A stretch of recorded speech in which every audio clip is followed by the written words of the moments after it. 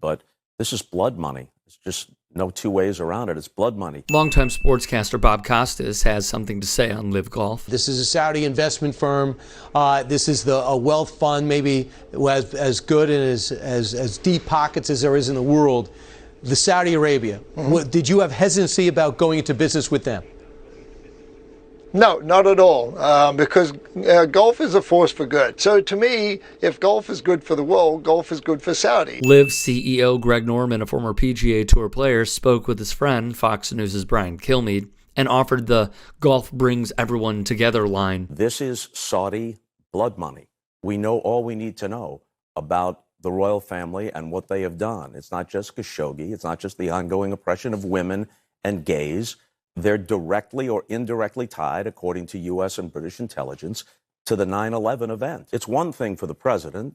Dick Durbin may advise him not to meet with them, but it's one thing to meet as presidents have with Russian leaders over the years, or Nixon goes to China. That's not a stamp of approval, and they're not being paid by them.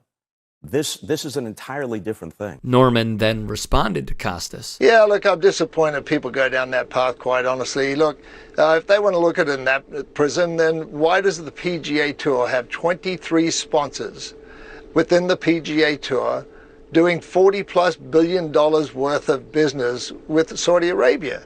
Why is it okay for the sponsors? Why is it okay, Brian, that there's a Saudi sponsor in Aramco, the largest sponsor of women's golf in the world? Let's be clear, it's not okay. However, Norman's stance takes on a different meaning. This is a clear-cut matter of morality. And it's also different, I might say, than we have and we've talked about this on the air before, whether the IOC should be in bed or the NBA should be in bed with China.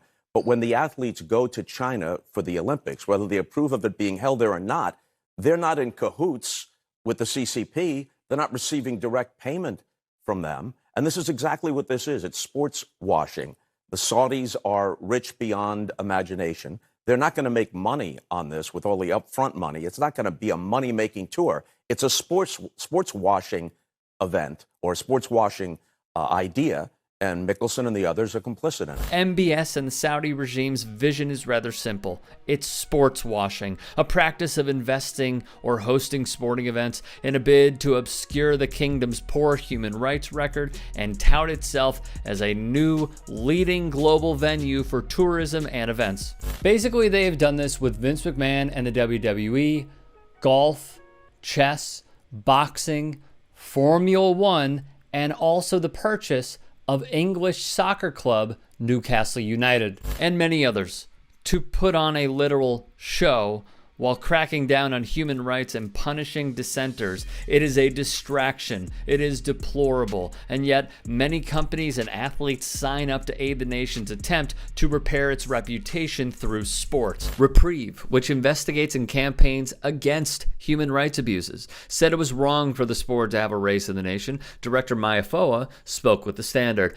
F1's CEO says Saudi Arabia is headed in the right direction when the kingdom is on track to execute almost 500 people this year, more than twice as ever before. By racing there so soon after a mass execution, Formula One is signaling there will be no consequences for executing people who took part in pro-democracy protests. The 10-year deal F1 has just signed with the kingdom is effectively a contract to sports wash Mohammed bin Salman's blood-soaked regime. Obviously, at this point, everyone watching knows of the CIA's findings that MBS and the Saudi regime killed and dismembered Washington Post journalist Jamal Khashoggi. While I do understand these sentiments, the sports washing from Saudi Arabia has been in full motion.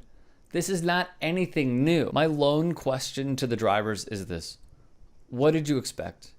At this point, you're all pawns in the F1 game, and I know that this is harsh to say, but when a company like Formula One, a really powerful sports organization, solidifies a near $1 billion investment just to see you guys go 230, 240 plus miles per hour, what did you expect? I also understand that many athletes like to stay away from these questions and these serious issues and subjects. But when you visit a country like this, and you know the human rights violations that are going on, the questions also come with the territory. Specifically,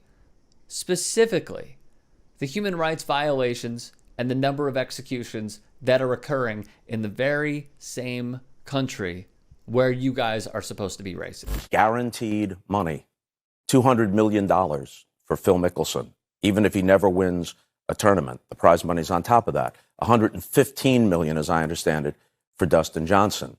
But what's the price for your soul? What's the price for integrity?